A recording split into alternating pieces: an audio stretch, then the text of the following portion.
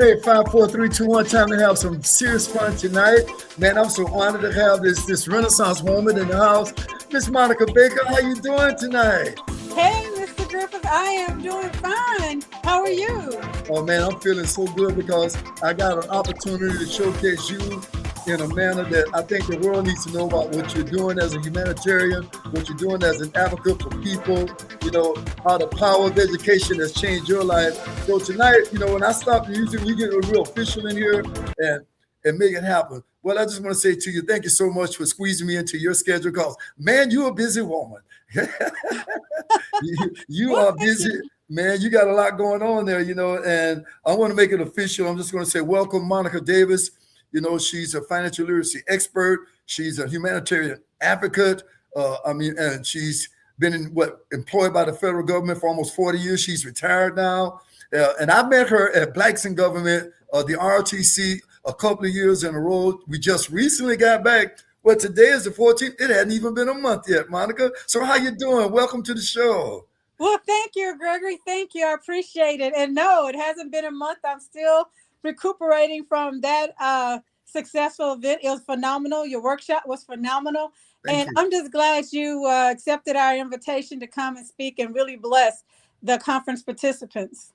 Well, the bottom line is this, and that's why I asked you to be a guest on my show tonight, because what you're doing from a humanitarian perspective for the African-American community, for people in general, but specifically the African-Americans in this country and what their present administration is going through and the kind of changes we're dealing with. I say, I really want to bring Monica on. I want to let us know how we can be, should I say, proactive in the endeavor around, things like DEI, proactive around the cutbacks, proactive around the kind of programs that are impacting us. I'm a retired teacher, Ms. Baker, and I did 31 years with special needs kids.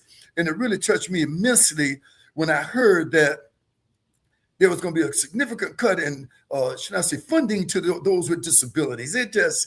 It tapped into me in a manner that I say, come on, man, what, all they want is a little help. They're not doing anything to anybody. All the trillions and trillions of dollars you got, we just spent 135, did I say billion on the war? Yeah.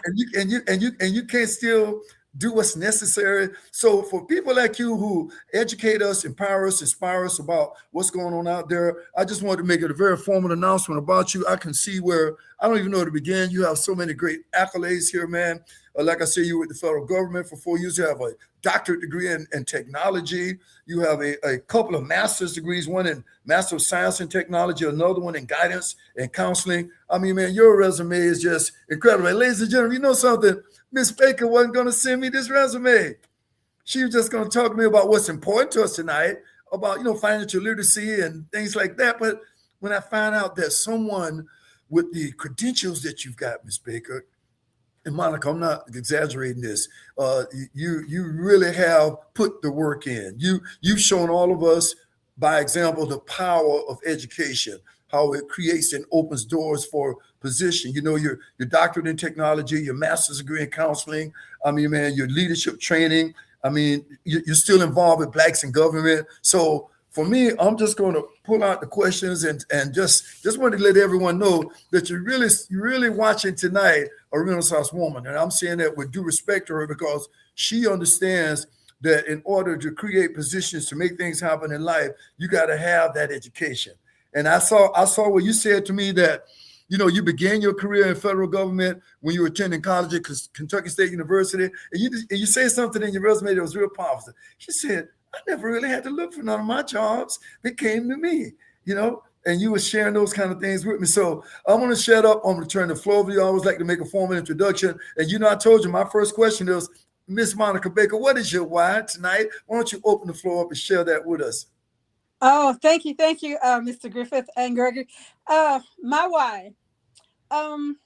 First of all, like you said, you talk about education, and I went back to when I discovered my spiritual gifts way back when I was living in St. Louis, Missouri, and going to Blessed Hope Baptist Church. Mm-hmm. And one of the spiritual gifts I had was education and teaching. And once I discovered my spiritual gifts, yes, I aligned myself with my purpose and what it was God had for me. from that point forward, I never really had to seek a position. Positions, opportunities came to me, opportunities fell in my lap. And then, too, when you ask me my why, I see the importance of education. You know, the Bible says, my people perish for the lack of knowledge. Mm. And, Woo. it's not only the fact that it's the lack of knowledge, but it's the application of the knowledge. It's Whoa. applying what it is that you learn. Hello. So the information and what I have learned along the way has helped shape me, mold me, guide me along my path, my career, my journey. And so now that I am retired from the federal government, about 40, I was like 3 months shy of 40 years with the federal government, Yes, I but saw I'm it. now in the financial services industry. Mhm. My why is that when I started learning even more about the financial services industry, when I started learning about products and tools that we as a people can use to leverage to help eliminate debt, gain financial wealth, build generational wealth for our people, I learned there was a lot of information I learned that I didn't know. And I Mhm. said to myself, if I don't know this, I know there are a A lot of whole other lot of other people people that don't know it. that don't Right. know this. And Well, so that became more of my why than anything else, mm, because I'm one to always encourage and empower people. And yes. I want people to be the best that they can be. Whether you're working in a job, whether it's self development, professional development. I had a leader who once said to me, you always leave a place better than you left it. I mean, you always leave a place better than what it was when you came. Yep. So my whole thing too is when I encounter people and when I work with people, I want to encourage them, empower them. Whatever knowledge and information I have, I feel it's not only my professional duty to do that, but also it's a spiritual and biblical duty. Well, you You know know what I'm something? saying? I To want educate. to I want to say this to you. I want to just say, hold on, wait a minute, because Miss Baker is totally in it. The things that I'm so in alignment with you, ma'am, and I'm not exaggerating when I say, first and foremost, you clearly acknowledge what I'm always speaking about, that we should always live from a place of passion, purpose, and possibility. And Miss Baker, you showing clearly that you had your spiritual gifts. God spoke to you. You say, this is what I'm supposed to do. And you're living from a place also of alignment and balance. Because I always tell people, balance is success. Alignment is success. Imbalance is organized chaos and a comfort zone that we just tend to turn the other cheek away from. In all reality, it's not. You also say something too that's critically important at this juncture in everyone's life. Knowledge is power. But what did you say that was critically important? And I've always been an advocate of that also. Activated knowledge. See, you got a whole lot of people got doctors like you, master's degrees like me, but they're sitting in the corner on what I call the bench of procrastination. They're stagnated. And it's usually the fear of failure that's doing that. But what I can say and listen to about you, and I definitely don't want to open up too much more about the financial literacy component, because that's going to be a segue that we're going to totally talk about it from a different perspective, because I have a financial services license. I know, and I totally concur with everything you're saying. And I got it back in 2015. And I was so close to a few junctures. You have to reevaluate, retest, and keep it active, just like we did as teachers. So I said to myself, no, man, the knowledge I'm getting from this, what I'm learning about what it truly means to understand the power of insurance, the power of the things that can be done. Now that we're talking about it, I want to ask you a very serious question, is that you're saying that you found that you yourself didn't realize how much you didn't know, so you decided you wanted to pass it on. Am I correct? Did I hear that? Am I tracking with you? You're correct. You're absolutely right. So at the end of the day, I think that the fact that you could give 40 years of your life to the federal government, you said you're all about personal development. I'm all about people defining themselves. You said that people should always want to activate their true identity, and no better way to do that than always looking at that ability to be a better version of yourself. And I'm such an advocate about saying that there's always the next level and we can function at our maximum potential. So for me and you, tonight, because we have so much to unveil here, I'm gonna go right in here and say that since we're talking about the literacy part about financial literacy, I'm gonna just back up and say, okay, let's stay with that. There's data that's supporting this. That's quantifiable. Statistics reveal over 100 million people are underinsured. It is also quantified that 48% of Americans have no insurance. So I say, what do you feel attributes to such a high percentage of families that just appear to be just apathetic? They don't seem to care. What? And now that you've been doing it and you're in the trenches, as they would say, what do you think would be the reason for that? What would be the reason for that giant cohort of people exist in that capacity? I think, Gregory, I think that we have to, given this time and age, we have to do our job to kind of help people unlearn what they have thought insurance to be in the past. Mm-hmm. There is a negative connotation, a negative stigma when it comes to insurance and insurance agent. I think a lot of people look back insurance as back in the day when the insurance man came and knocked on your mother's door and set at the kitchen table and sold her a policy. Yep. Well, what we didn't know, and we weren't we didn't have the technology at our fingertips like we do today. So we didn't know, like in most instances, all we know is mama, grandmama, somebody has an insurance policy. We didn't know what that insurance policy meant. We didn't know what it was going to do. We only knew that if somebody died, mama got an insurance policy and their burial is covered. Yep. So, but what it is, I think we have to get over now that hurdle of back in the day and how insurance was introduced to individuals back then, and let them know that the tools and the products that are available to them today are nothing like what was back in the day. Oh, and no, that, not at all. The research and everything, and how an insurance product can help eliminate that family debt, can help protect that mortgage in the event of the loss of a loved one. Mm-hmm. There are some products and tools that have living benefits, meaning that if you are insurable and have one of these policies, if something happens to you today and 6 months to a year or 2 years down the road, you have a critical chronic illness or something to that effect, you have a policy in place that you can call your carrier and say, hey, here's the medical documentation. I was just diagnosed with XYZ, and that policy will pay out, and it will pay out against that death benefit. Okay, I want to intervene here for a minute, because we just gave a whole lot of data to people in one big bundle. Now, the reason why I'm saying that is because, once again, 100 million people may have insurance, but they're underinsured.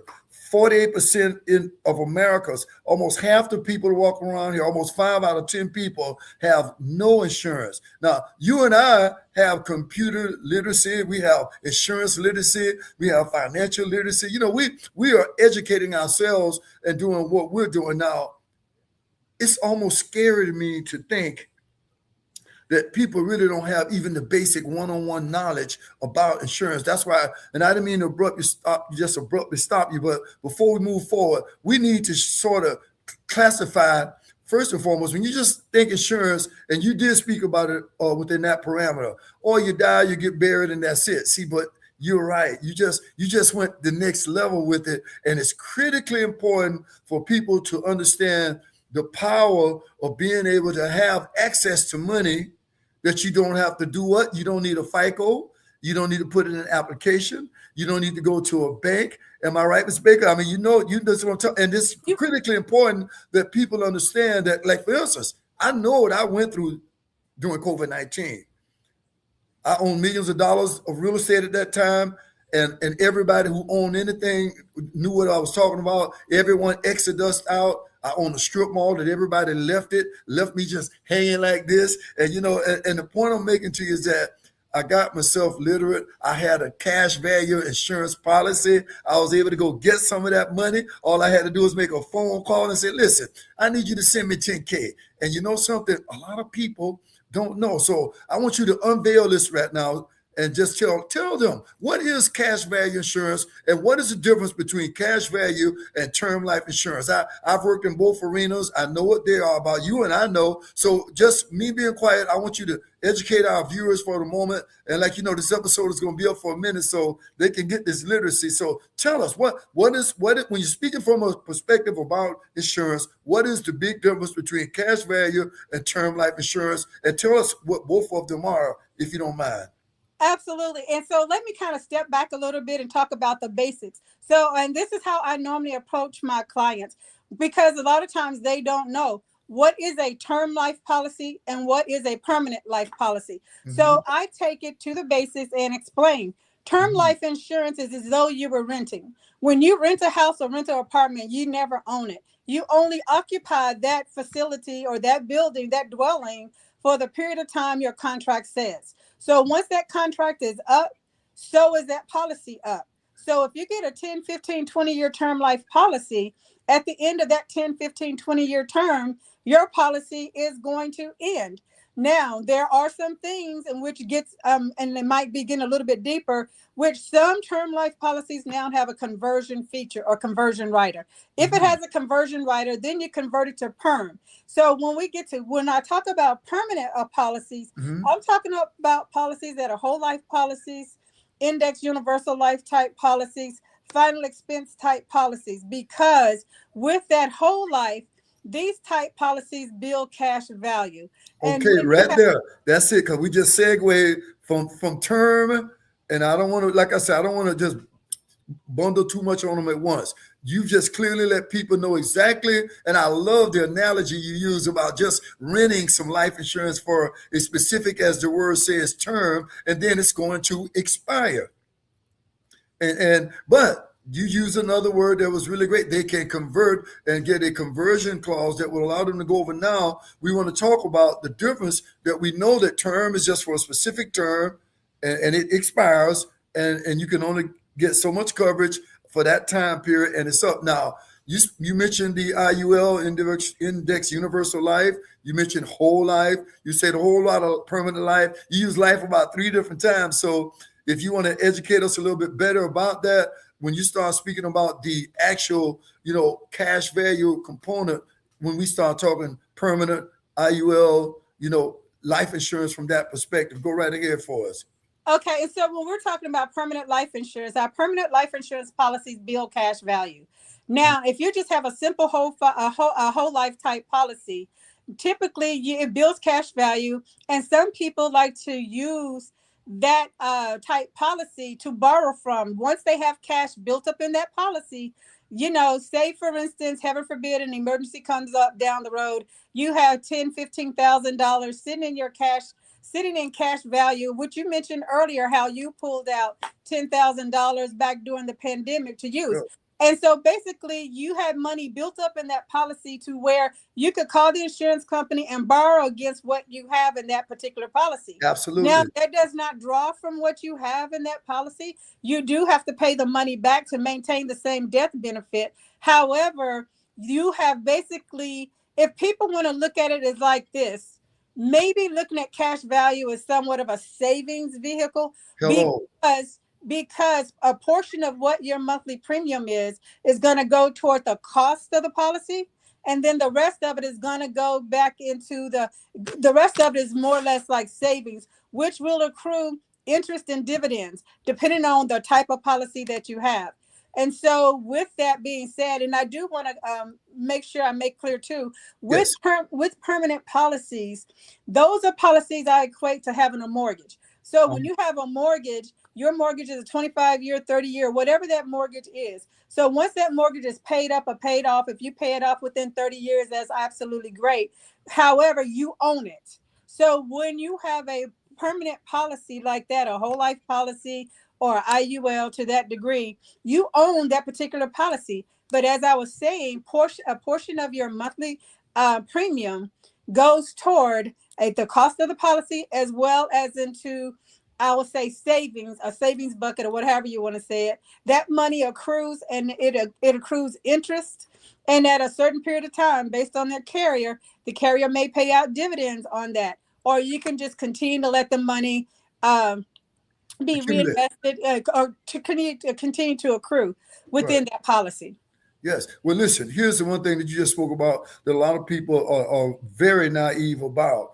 Is first and foremost that, you know, I know that there is a what they call a floor uh, on the money that you're investing in, the vehicles that money is being taken. Remember, so we make sure, and I make sure that everyone understands a portion of everything you pay for your insurance premium goes into an investment, and it goes into mutual funds, it goes into stocks and oils, it goes into a whole lot of other areas of investment. But let's talk about the fact that a lot of people don't realize that, there's something called an annuity component that a lot of these insurance companies are using. So we've talked about term insurance, we talked about cash value, how we acquire it now, and you talked about the death benefit. And before we leave this, because I want to make sure people understand that if you do take a loan against a policy, it will reduce the amount of the death benefit until, as Ms. Baker said, you pay it back. Am I correct? Is that Absolutely. That's the way that works. So at the end of the day, you have to be very cognizant that, and a lot of times when you pay in enough into your premiums and you're having a bad month here or a bad month there, am I correct, Ms. Baker? You can skip Yes. premium payments. If you pay in enough consistently for a few years or more, and you've done it for, I think, with 5 years or more, you got enough paid up premiums, they call it, you Absolutely. don't actually have to pay your premium and your policy will not lapse. I mean, you have a very comfortable cushion there. But the Yes. component that we want to talk about is let's shift now to what people need to understand from the, I guess we say we want to talk about more about it being a retirement component now, because if they got an annuity that has a fixed amount of, should I say, interest that will accrue in that policy, let's talk about that so people can get really a clear understanding that there is a place in certain policies based on investment, it's guaranteed against no loss. Okay, yes. So when we talk about annuities, we're talking about fixed annuities or variable annuities. A fixed annuity, you're pretty much safeguarded against the market tolerance. If the stock market fails or what have you, because it is not an investment, it's not subject to the market volatility. However, Yes. though, if you get a Mm-hmm. variable annuity is subject to Yeah. market volatility, Yes. and those agents who do sell variable annuities, they pretty much have their Series 6 or Series 63 or 65 license, Mm-hmm. and they are more so governed by FINRA, who regulates financial investments. And they're also able to write mutual funds as well. But Mm-hmm. there is a difference between your fixed annuities and your variable annuities. And so, Yes. a person who may be thinking about getting an annuity, I would suggest and recommend that they do homework, and then they also, have a good, deep conversation with their agent in terms of structuring the right Right. type of annuity for them. Because if it's a variable annuity, more than likely your mindset is, I don't want to borrow from it, I don't need the income, I just want it to accumulate so I can pass it down. Mm-hmm. Oftentimes a person with a fixed annuity, they may decide that at some point they want another check. They may have retired and feel like that their pension and social security is not covering all their bases, so they might want to have a monthly check sent to them each month from that fixed annuity. So, my suggestion is always to get good advice and to ask a lot of questions when clients are looking to get an annuity, to make sure, one, they're getting the right type of annuity to meet their needs, and two, to ensure that it's being structured properly to meet their needs. Mm-hmm. I love what you're sharing here tonight. And what's critically important about all of this is, once again, I did call you the financial literacy expert, and everything is resonating with me clearly because, like I said, I have the financial services license also. And you mentioned about the 6 and the 63, and the people who have the license that they can go into the investments for you. Some people will tell you this also, that even though the stock market is a very volatile place to get in, if you have financial liquidity and you don't feel like if you put 10,000 or 15,000 or 50,000 in it, that you can stand to take that loss and play in the game to win, it's not a bad move. But no one should be advised to throw everything over in the stock market. Not at all.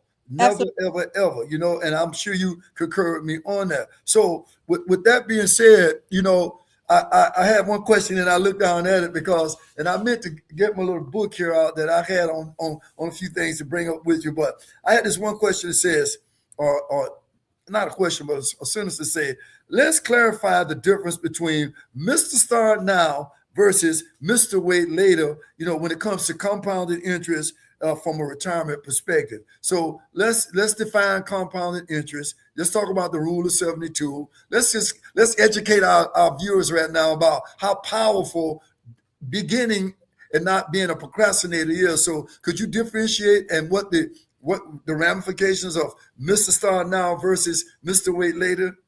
Okay. So Mr. Start Now, let's say you're in I would say mid to late 20s, early 30s.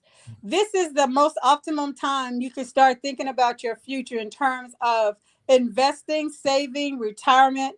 When we talk about finances and financial literacy, we're talking about building our financial house. And there's so many instruments and tools that go into that financial house that we have to consider. So, Mr. Start Now, and if you start now while you're young, and you open an investment account, let's say you open a Roth IRA, or your company has a 403B, a 401k, a TSP, or some type of investment vehicle for you to regularly save and put money in. My suggestion and recommendation is to start now, one, while you're young. And if it has anything to do with insurance, you're more insurable at a younger age than you are when you get older, because it becomes harder as you get older to get a decent premium. And a lot of times you're not insurable because as you age, you have health issues. So with Mr. Start Now, you have an opportunity at the age of 20 or 30. You have a good 20, 30, 40 years to build up your savings, your investments, and things of that nature. And along the way, you're getting not only if your company matches what it is that you're putting in, you're getting not only what your company matches into your 401k, 403b, TSP, or whatever it may be, but you're also accruing interest on the money that you have within those vehicles. Now, Mr. Start Later, as I mentioned, Mr. Start Later has a shorter period of time to accumulate wealth. And we go through this period of accumulation, and then you go through a period of I forgot the middle one, but the other one is distribution. The last one is distribution. So in the earlier years, you're accumulating income. You're accumulating money. Your money is going up. Yeah, absolutely. And so then when you get to the point of, say, at my age, I'm retired now and I'm 64. So at my age, I'm in the distribution phase of savings, so that if I wanted to, whatever I have saved up within a TSP or whatever, I can ask for a monthly check. And that's what you call the distribution phase. So Mr. Wait Later, he or she is going to have less of money to have sent to them based on their investments, because they started later in life. But the person who starts earlier, Mr. and Mrs. Start Now, has given themselves 10, 20, 30, 40, 50 years to invest and see the growth of their money compound over time, and the interest. So you think about it, you're getting matching, you're getting interest, and it's compounding. So you rapidly accumulate wealth at that period. And you say something so important, that the window of time that you have when you're young, and it's far cheaper. Because as we grow older, let's face it, there are more risk factors to our health. There are more risk factors to what we've already acquired, and we have so many things going on in our lives. So that is why I tell people, you'll never work harder than your money work. And that's a smart way to look at it, because if you take it, put it away. I have my two sons that are both college graduates and out of school, and actually one of them works in insurance, but for more claims and things like that. The other one, I told them almost 10 years ago, I said, don't you touch this policy. I said, if you don't have to do anything with it but continue to pay into it, you're going to be so thankful to Dad. And about 30 years down the road right now, he was only 20 something. And I say, by the time you're literally say 50, even before 60 years old, you will have a very high 6-digit rollover income that you can just go to. And as you just said, just take the up until a certain age. So let's talk about a few things regarding that. When people get to a certain age, like myself, like you, I've been around here 71 years, and I know I have my pension, I have my Social Security, and now the thing that we have to tell people is that, even when you have a pension, you have Social Security, there's something we talk about that's called, being able to still monetize your passion, still have things that you can do that would allow you to have more liquidity to invest more in yourself. And when you have, I always call them just your intellectual properties that you can go out here and do something with. Like I'm still an advocate of, if you learn something. I heard a man saying that I'm watching Mel Robbins, the podcast lady, and I think it's oh man, I can't call his name, Gotham, I think it is. But long story short of it all, he said something that was so powerful. He said, man, to parents, if you see something that your kid loves to do when they're very, very young, please advocate for them. Take them to those sports games. Take them to the piano lessons. Take them, because you never know, at some point in their lives, even if they become educated and work for corporate America, that they'll have something else that they can still make money from, enjoy doing it, and have the kind of liquidity that you and I both know that when you're young, you got the liquidity and you can let the money be put away and you can work for it. And God bless my son. He's just been very blessed that he's in that kind of position where he can work in the corporate America. His wife just became a doctor. They're doing okay. You know what I mean? So you Right. got the liquidity. Now, somebody don't have a high-end job or making a lot of money, but you got a passion. Absolutely. You got a passion. And then you understand that you learn another skill set. Like for me, I became a musician at 16 years old, started playing in nightclubs. Now fast forward, then I learned a lot about real estate and started investing. And so whether the economy is going crazy, no matter what's going on, we know that if we monetize our passions and we do them from a place of the IP, then things can happen. Because what I'm gonna do now, since we've had a good half hour on literacy, is shift now to the power of education. I know that you've earned a doctorate in technology. I mean, I know you I mean, me, I'm going, so, when you say computer technology, you got a PhD, and then you say you also got your master's in technology and another one in counseling. What made you fall and move in that direction? Because that's one question. There's a two-part question. And the other one is the difference in you getting in this 25 years ago and what we're seeing with the advent of AI right now. Let's talk about those two components for me, because I know you're in the trenches. You should be able to give us some differentiation. You should be able to give us some reasons why. And once again, I did ask you your why, but I'm gonna go back to it about why technology. Well, you know what? First of all, why technology? One of the things is I recognized early on is I didn't want to be left behind. And I tell you Uh-huh. why. When I was working at a community college in Kentucky, I was the off campus outreach coordinator. And so one of the features of at that point, back in the mid 1960s, 1996, there was the proliferation of distance learning. Technology was just then beginning to influence education. Mm-hmm. And you had already always heard about correspondence courses and distance learning courses, Yeah. but that was like, the old back in the day, sending a mail or a course to you in the mail, and then you would take that course and send it back in or whatever. Yeah. But technology influenced the education to the point of we had what we call the KTLN system, which was the Kentucky Telelinking Network system, where students could sit in a classroom remotely from 100 miles or 200 miles from the main campus and Yeah. sit in a class, and a professor can stand before a class in a podium and teach to hundreds of students. Correct. Well, one of the things is that was the onset of technology impacting education.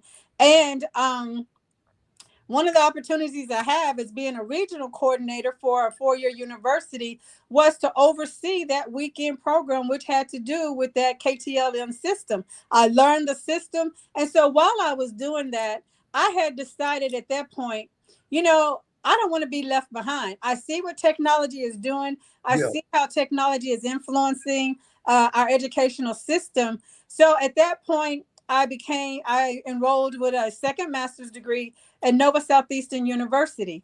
And so I was able to utilize that degree working for, I told you I worked for the Kentucky Education Television Network Broadcasting System, uh, Right. which was part of PBS.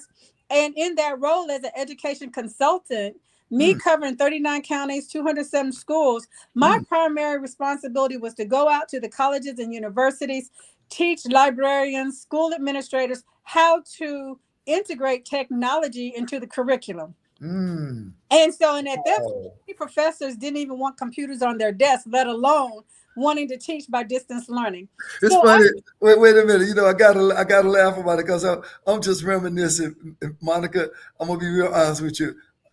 I'm guilty as charged. When you said that, I remember when I started teaching in 1992 and the little Steve Jobs all in one box. You remember that? And, yes, and let me tell you something, man. If it wasn't for the fact that we had someone just like you who was our computer liaison, our technology expert, Janine Gendron, and she's Dr. Janine, like you, which is ironic to me. She was feeling it the same way you feeling it. And she came to me because I was an ESC teacher, and she said, if you learn this and you teach it to somebody, you're gonna get over that phobia of just being computer literate. And truly enough, I started the first computer lab in that high school for special needs kids. And the next thing you know, we got a newsletter going, and I taught them how to do database and how to do Word, Microsoft Word and all that stuff. And then all of a sudden, I'm just like you, without ever thinking about getting a technology degree, a doctorate at that. But I became a lot more comfortable with it. So you're saying you just didn't want to be left behind, that you got to do your thing. You got to jump on this bandwagon now. That's why I want you to fast forward to what you see now. What's going on now with AI?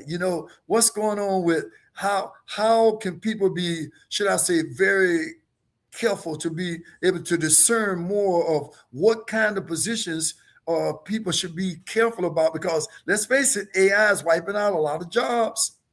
well, and I understand what you're saying in that regard. So let me just say this too. Just as we were forced, technology to me is almost like a forcing function.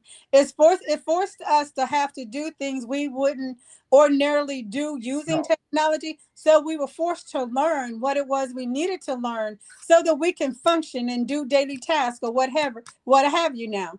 So I see AI as going a step beyond where we were with computers and technology.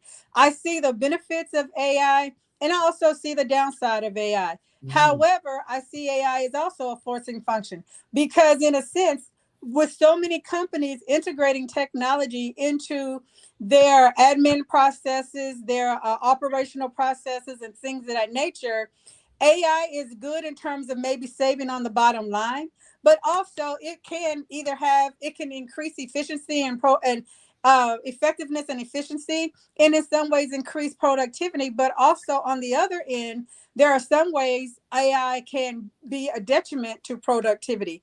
So, Right. but what I see is that we as a consumer, we as individuals are going to be forced, or we are now being forced to have to embrace AI to even do some basic tasks. And I'll say, just like with technology, I remember back in 2005 when I was on a pilot program working with the military, and this is using my instructional system specialist background, Right. my computer ed tech background. We had there was a pilot called guided experiential learning. And so at that point, everybody wanted to integrate technology into the captain's career course, into the captain's training, and Yeah. do the military decision making process and all of that. But I said, no, this jail won't work for MDMP. Mhm. Military decision making process was a class where officers came back from the theater or the operational force to Yeah. train lessons learned. You cannot computerize or put into a computer program what the human take. You can't take the human element out of MDMP. It required someone to talk about experiences because you were using lessons learned to help now these officers who were going into command to be able to lead their soldiers, but they needed to have that human interface. Thank So you. this, So I have to say this to you because that is why I asked you that question, because obviously there's some diehard jobs that no AI will ever do. There are hands-on jobs that are, as a matter of fact, I'm meeting with a former assistant principal of mine in a couple of weeks. So Ms. Moeller, shout out to Sheraton Vocational School. There are so many other skill sets and vocations that people can still acquire that don't require a lot of technology. You know, my concerns are how many jobs are just being eradicated because of technology, and how do we educate the young people who are coming, oh, I just want to get in computer technology, see someone more like yourself who's an instructor of how to use the technology and where to go with it. You're in a different position because you're there to be a facilitator, a practitioner of education about it. Now, how about if you would tell someone right now, and this is a loaded question because I got my granddaughter, I'm gonna tell her to go and watch this because she's totally into graphic design and all that kind of stuff. And I'm saying, I said to her, I said, listen, a lot of what you're doing, AI is doing it. And you got to really be able to, should I say, differentiate, be able to discern what works for you, what doesn't. And will you be a graduate student, even get an MBA, and not have the opportunity for the kind of job market that you're seeking? So as far as what you're seeing and where your position is, because you're truly on the inside looking out because you're an educator. You see where it's coming. You see what type of coursework more kids are getting involved with. What if you were to be one as an advocate and a spokesperson from technology perspective? What if someone was coming into technology? What would be the hot area that you would tell them that your job is never going to be killed by AI? It can only be enhanced by you getting the technology degree. well, first of all, let me tell you, someone who's getting a technology degree and the focus on AI, what it is going to give them another skill set. And Mm-hmm. that skill set is going to make them more employable, because as well as you made the comment that we're losing a lot of jobs to AI, while on one hand, it may appear that we're losing a lot of jobs as it relates to AI, but just know on the other hand, AI is creating thousands of jobs, Correct. because there are corporations right now that are hiring thousands and thousands of people and paying them 75 to 80, $90,000 a year Mm. to learn AI, because you have so many businesses out there, like nonprofit organizations who need to integrate AI into their business. You Mm-hmm. have a lot of business leaders and business people who want to or need to integrate AI into their business. And just take it a step, I'm just going to step back for a second, even Sure. for me and myself. Uh, Even in the insurance industry, I am at the point where I'm using AI almost every day for various things, to do reports, to write letters, to do flyers, to write books, to do certain things of that nature. However, there's the voice agent. So for me, in terms of what I'm trying to integrate into my business and eventually will make it happen, is mm-hmm. having a voice agent who can answer questions. You can ask them any question about a subject regarding Medicare or life insurance, and they're able to answer that question, then set an appointment and put that appointment on my calendar. What that does, that takes away an admin task that I would typically spend quite a bit of time doing. So Mm-hmm. what it does for not only someone like me, but for other companies, it helps them become more efficient and effective as it comes to administrative tasks, because Correct. AI can do some of those small administrative tasks. No, like you said, and I agree, it cannot replace us as humans 100%. However, it can help make our job, and I always want to say, I want to work smarter, not harder. So it can make our jobs easier, and it can eliminate or reduce the amount of time we spend on certain tasks. No doubt. Now I told you, I have my license in the gentleman who's partnering with me, who's working with me. Uh, Clearly, you know what a CRM is, and Right. I'm going to totally hear you and echo you clearly because surely enough, and one of the people in our group, her name is matter of fact, Stacy. I'm trying to get her on the show because she's the technology mindset behind it all, and I'm in awe of people who are those are the ones like you're saying who will always have a job. The people who set up those systems. Yes. The people now, you administer them, you run them, they make your business more efficient. But boy, it's nothing like a computer. There's a geek back in the day behind the scenes who and man, shout out to Stacy over there at Miramar Financial Center. Boy, she's on it, and she's putting everything together for us. And if you get a shot and get a chance, go on over to IG and follow the Miramar Financial Center and jump on what we're talking about, because I'm so glad you brought that up, because it seems to me like you're right. When AI is used correctively and effectively, it frees up time, and you don't miss clients. It's a lead attraction system. It's this funnel system, as they call it, that really, really, really is powerful. It's Absolutely. extremely, AI can, once I have the voice agent set up in the system, AI can answer calls 24/7. All right, I have to do is get up right, the day and look at my calendar and look at and then it provides a summary of notes. So I can look at who called, what their questions were, what right. do I need to address with them. So when I do a follow-up call to take it further, I already know what that client is looking for and how I can better assist them. Well, I tell you what. At the end of the day, your education, you definitely, you're a little smart cookie. You was ahead of the curve. You saw the light at the end of the tunnel already back 25 years ago. That was back in what, 2001 or so, when you embarked on this, right? When you went. 1996 is when I started my master's in computing technology. Wow. 2001 is when I got my education specialist degree, and I was working on my doctorate. Well, I tell you what, I'm gonna ask you about leadership training right now, because Yes, your leadership training is extensive, man. I mean, whoo, and you got 40 years with the government, 30, might as well say within 3 months, 40 years, 4 decades of your life. How has that training helped you? I know that your significant other is deceased, and but when you were a spouse, even as a parent, as a grandma now, because I heard you say, you didn't say, excuse me, I looked over your, like I said, extensive resumes. I think your daughter got, is it 6 kids? So yes, she has. wow. So Yes, I know Mama, can you help me tonight? I need you. she's doing a phenomenal job. Her and her husband Yes. do a phenomenal job in raising the. There's talking about, not trying to change the subject, No, but no. my oldest, who is 10 years old, she's already coding. Her dad, because her dad is in IT. Her mom was a speech pathologist by profession, but she's a stay-at-home mom. She's an entrepreneur. She's an author, and that's a whole nother. I could tell you a whole nother story about Oh, but I how love it. she came up to that. But her kids, her 10-year-old is an author. She codes. She writes. She does music, and so all of her kids are engaged in Hold on. technology. Did you say 10 years old? She's 10. 10 years old and coding. She's coding. She's also teaching webinars to other young kids online. Oh, this is incredible. Yeah, I- but she gets it from her parents. Hello.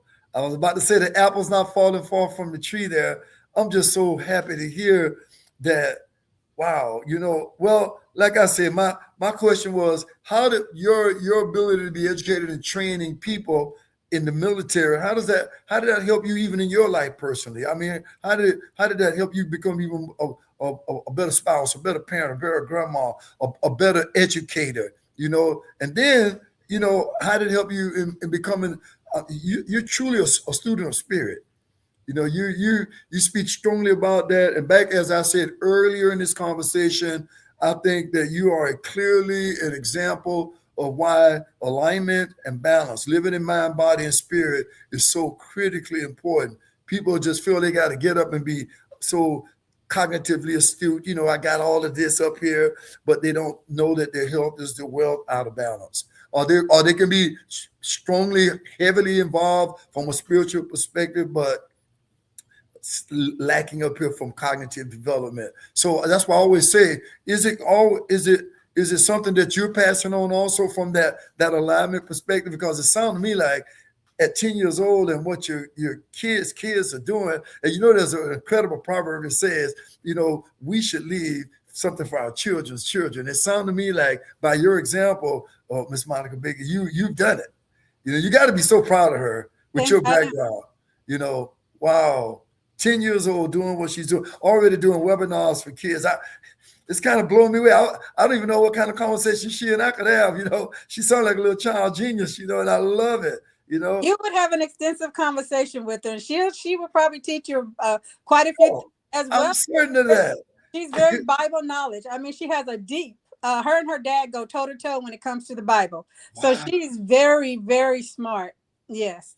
That is so. That is just so. I'm just. It's like a chill factor, man. Because suppose we have more people like Monica Baker and her perspective on family. Suppose we have more people like Monica Baker and her perspective on technology. Suppose we have more people like Monica Baker and her family on leadership. DEI. Let's talk about that for a minute because I can't believe we almost been an hour at this. I told you I knew you would be like this. I knew that the conversation would just go pow, and I knew a segue to this would be a segue to that. Even when you told me you went to Nova right here in South Florida, and I was the keynote speaker at Nova last year right after Christmas, and what a phenomenal university. And Yes. my guest last week on the show, he's got his master's in business from Nova. So it's a great place. It's an It is. incredible school, and you have surely some great credentials, my sister. So that's why I'm saying to you that wow, man, this has just been phenomenal. It's just been a great evening with you. But I want to shift to blacks in government. We can't Okay. because that's how I met you. So we Yes. can't let the last 10 minutes and we just wrap up and don't say nothing about the realities that I met you through blacks in government. You were part of the conference in 2004, the big national one in Tampa, Yes. and it was just an eye opener for me. I mean, I still got great video from it. I still got footage on my website, and I was just so enlightened by the blacks in government experience and what was really going on and the machine that's moving. So, tell us about blacks in government. Tell us why your involvement. Tell us how that you. That's why you're such an advocate for the humanitarian rights of African Americans under that umbrella. So I just want you to take the floor on that now and just let us know the power behind what was your why for blacks in government?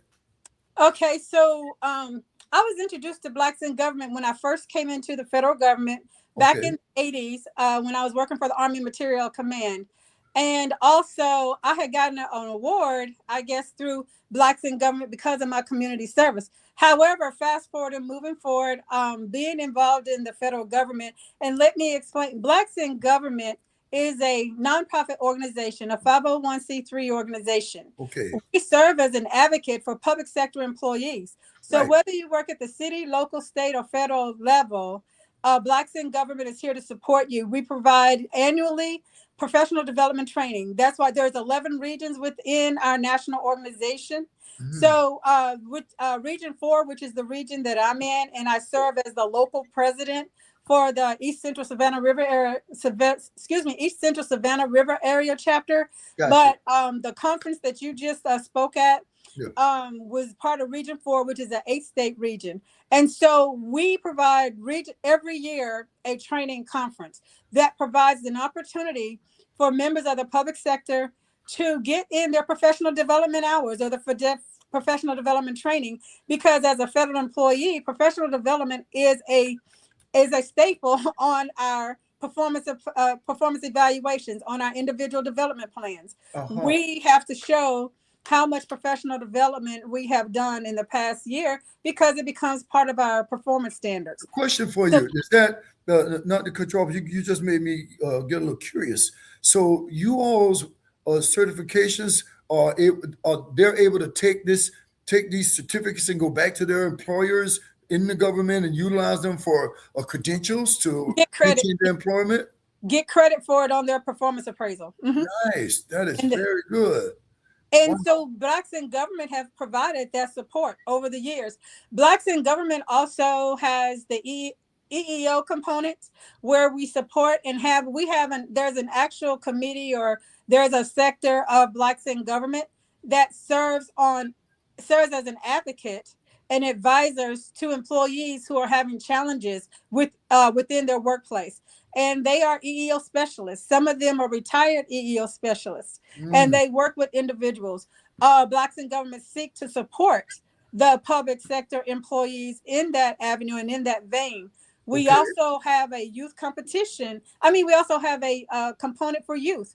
We have a flag program that are future leaders of the government program to help mentor, to bring in younger people into the federal government, the youth competition, to introduce Blacks in government to kids at the high school level. Like, I'm not exactly sure if you were able to get in on the youth competition we had that night, but it's high school students, and there was an oratorical contest as well as a STEM contest. And normally they're addressing some current issue when they compete at the local, regional, and national level. Wow, man. And how long have you been involved with Blacks in Government? I have been involved with Blacks in government for 15 years, going on 15 to 16 years. Wow, man. Congratulations. It's been just an amazing way that through my guy, Robert Lemon, Dr. Robert Lemon, that I was introduced to Blacks in Government.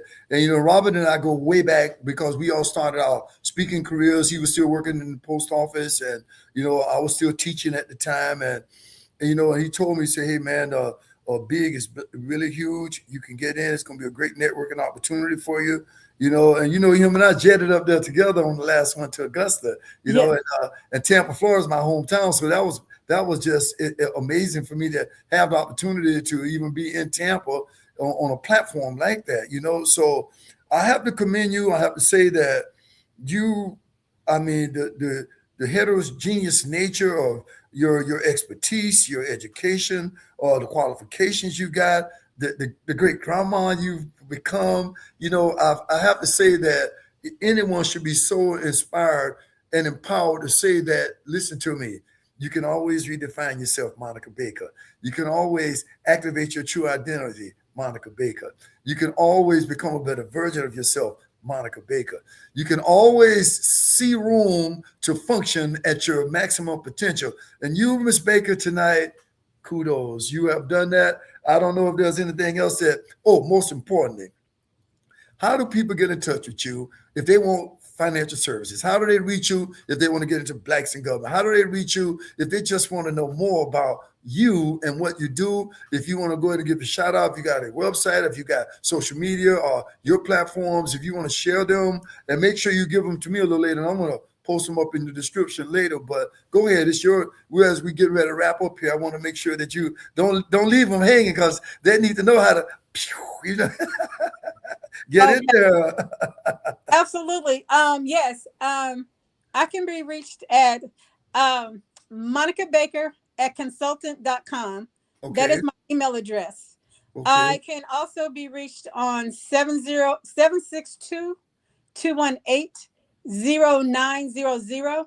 That's my business cell. So whatever questions they have, whether it's going to be Blacks in Government, whether it's primarily my insurance line, but I'll also accept calls on that line that has to do with their interest in Blacks in Government. Yes. I am on Facebook, and I am also on Instagram. I'm on all the social media platforms. Oh, nice. TikTok, Facebook, LinkedIn, X, Instagram. Gotcha. Yeah, I'm pretty much on all platforms. You just got to go in and type in Monica Baker and they got you. Yes. On two platforms, I'm under my maiden name, The Monica Love. Okay. And then the other platforms, I'm under Monica Baker. Got it. 20 Pearls on. If they just type in my Insurance Integrity Wealth Management Group, they'll find me on Facebook under Now, that one email that you said, consultant, what was the first email? Could you repeat that one again? Because that one was very important for people to have that, to reach out. Email is Monica Baker at consultant.com. Monica Baker at consultants.com. Hope you guys got that. They can't see you over there the way we're streaming on Instagram, but she's on Instagram, IG. So you don't want to miss this. Follow Monica Baker over there. And also, please, if you didn't subscribe to the show tonight, I want you to do this now. What is my time for an unconditional plug here? A lot of people don't know, Miss Baker, that I'm a 25-time marathoner, and this is one of my medals here. And the reason why I'm bringing that up, because life is a marathon. Yes. And I tell people all the time that I didn't just jump up and decide, oh yeah, I'm just gonna run a marathon. No, I had to do exactly what you're doing. I'm metaphorically speaking right now. You got little nuggets. You got a little bit of this and a little bit of that. And the next thing you know, you took it to the next level. So on Thursday nights, if you're interested, theactivator.net is on the screen right there. You come in, you can join my Get Activated community. It's no cost. If you do decide to become a member of the community, you can get a copy of this book or a copy of this book. And I will say to you that once you decide that you want to define yourself like Ms. Baker, once you decide that you want to function at your maximum potential, once you decide that I can be a better version of myself, that's a game changer.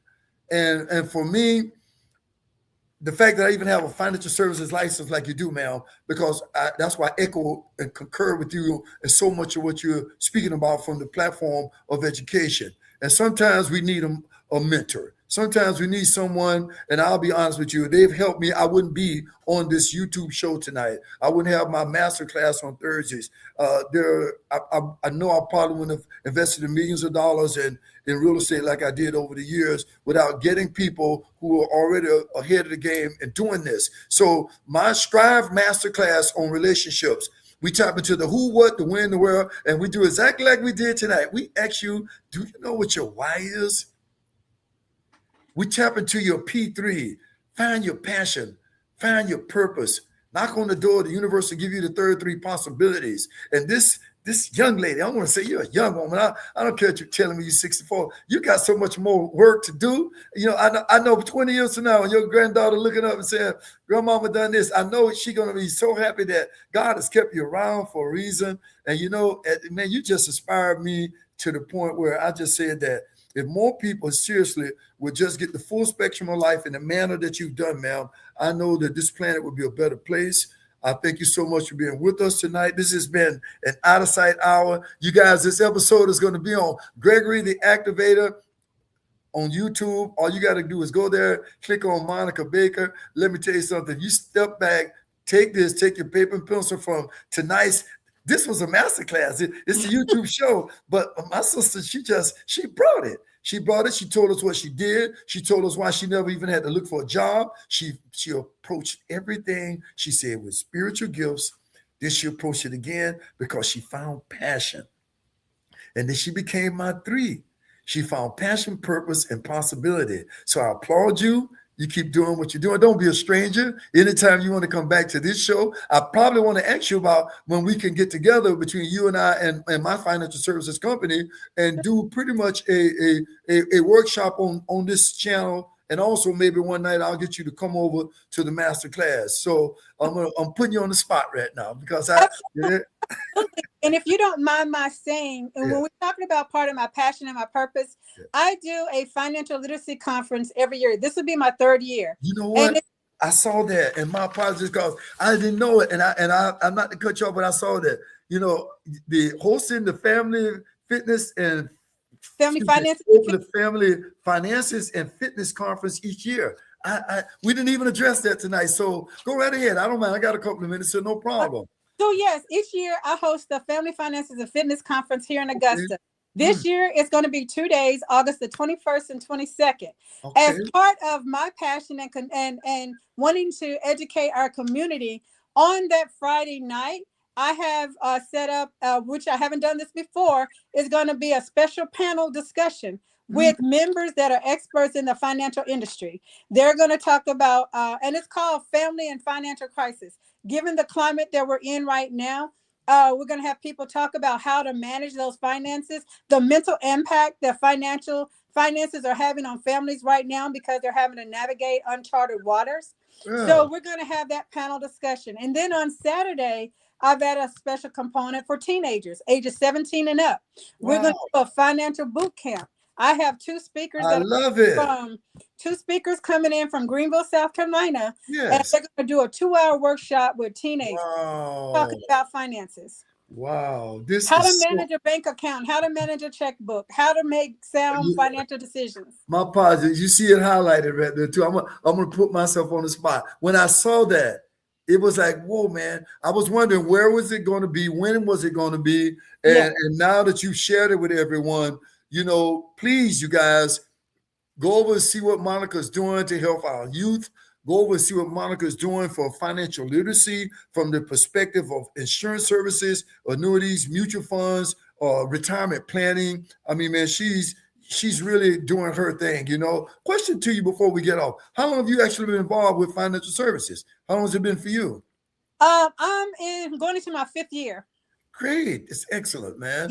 Yeah, Well, I tell you what, I'm just, like I say, man, I'm just so honored that our paths cross thanks to Big, thanks to yes, Blacks in Government.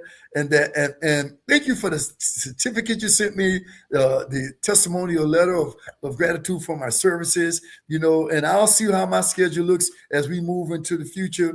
And I hope that you'll be coming back down Tampa Bay where so I never see y'all come down into South Florida. I yeah. never see. I love Tampa. It is beautiful. It's been 2020 was the last time I've been in Tampa.